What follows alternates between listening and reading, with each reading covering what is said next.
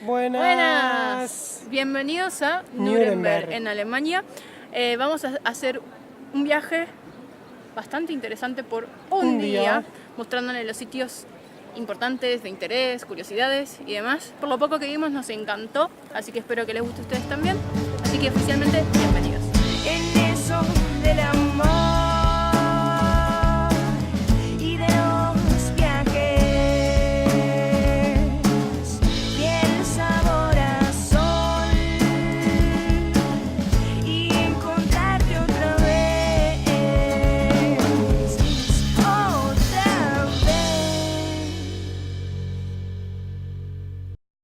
Arrancamos el video en esta plaza, que es la plaza central, que tiene, bueno, acá atrás la iglesia de Nuestra Señora, una de las pocas iglesias católicas que tiene Nuremberg, una fuente muy interesante que está enfrente nuestro, que ahora le vamos a mostrar, y la plaza principalmente tiene, bueno, además de la oficina de turismo, el ayuntamiento, tiene un mercado en el que venden frutas, verduras y otros productos regionales, que la verdad que están bastante buenos. Acabamos de comer unas cerezas que están muy ricas.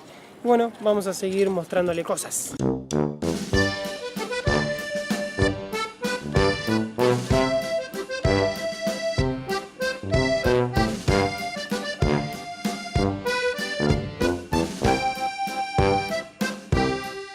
Atrás mío se encuentra la iglesia de Nuestra Señora, de Church of Our Lady, y como muchas iglesias tiene una historia bastante oscura. En este caso, esta zona en la plaza central de Nuremberg antes era una zona de judíos, e incluso acá se encontraba la sinagoga. Y lo que pasó es que los mercaderes de Nuremberg le empezaron a pedir a Carlos IV, en ese momento a punto de ser rey de la zona, que echara a los judíos porque decían que este era el lugar ideal para vender sus mercancías. Viendo que económicamente le funcionaba para sus objetivos, Carlos IV aceptó y en 1349 firmó un decreto permitiendo la expulsión de los judíos. Eso causó que en una noche de diciembre se quemaran directamente más de 500 judíos.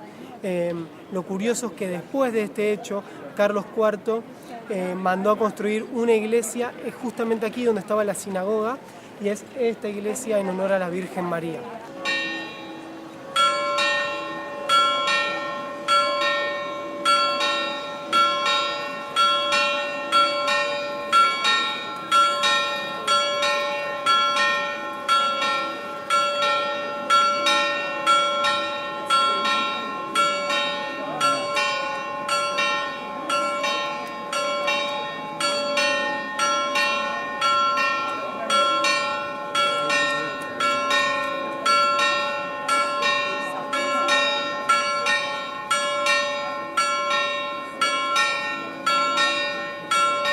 Esta fuente que está detrás nuestro se suponía que iba a ser la torre de la iglesia, pero lo que sucedió es que a la gente del pueblo le gustó tanto, pero tanto, por todos los detalles que tiene, y además de que es hermosa, obviamente, que le pidieron al artista que por favor la dejara acá.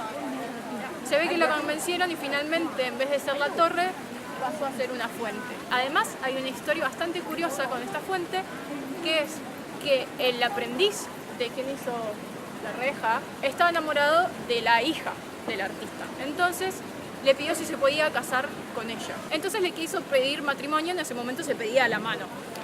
El artista se negó y le dijo: vos no sos suficientemente bueno, así que no te voy a permitir casarte con mi hija. Este muchacho que quería la mano de esta bella chica, lo que hizo fue construir algo para demostrarle al artista que él sí era bueno y que se merecía el amor de su hija.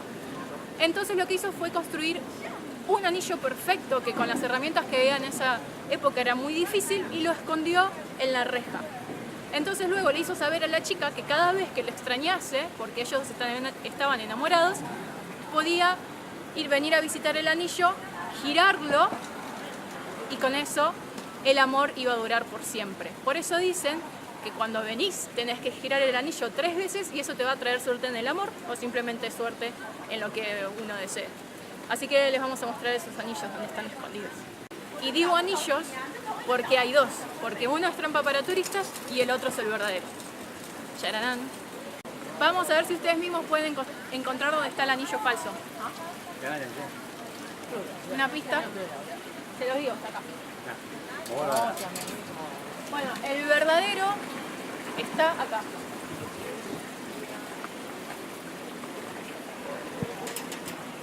Y hay que girarlo 3 veces. O más o menos eso.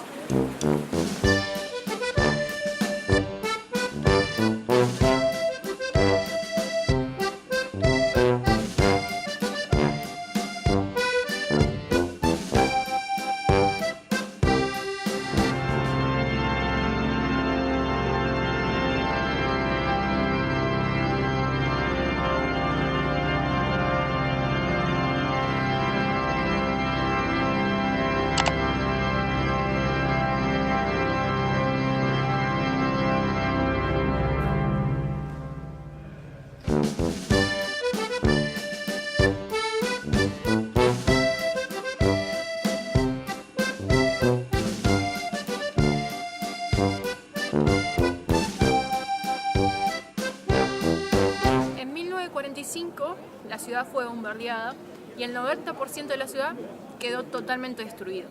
Solo hay algunas casas que aún se mantienen en pie y la que está atrás mío es una de ellas. De hecho, cuando vos te acercás, podés ver los pilares de madera que aún están sosteniendo las paredes para que no se venga abajo.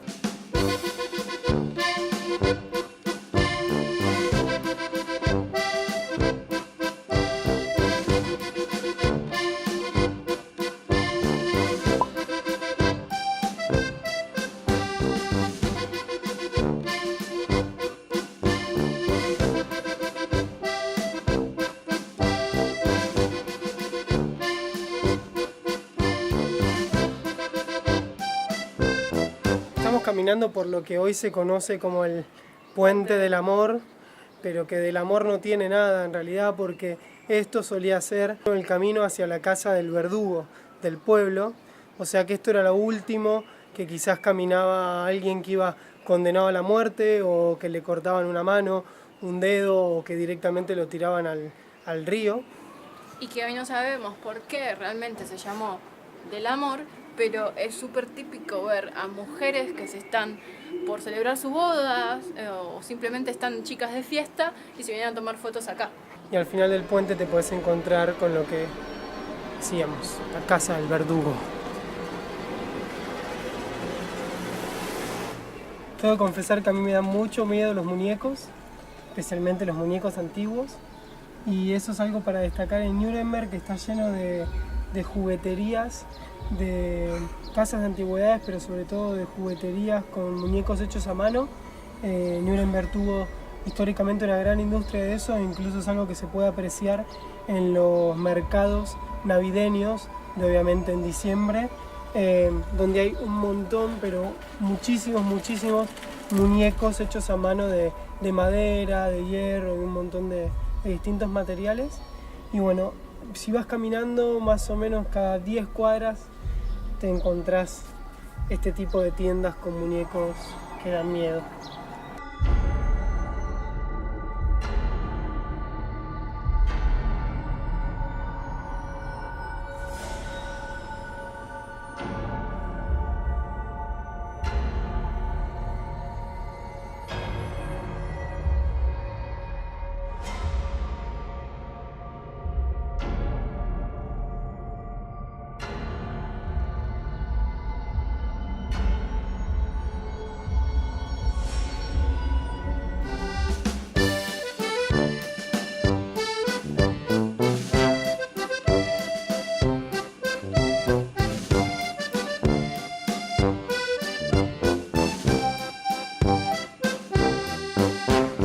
En la calle de Nuremberg también se pueden observar este tipo de escaleras que van hacia distintos túneles subterráneos en donde se conservan cerveza, y en la época de la guerra también se conservaban obras de arte, pero bueno, hoy en día son túneles que se utilizan para conservar cerveza, e incluso se puede hacer un tour para conocerlos.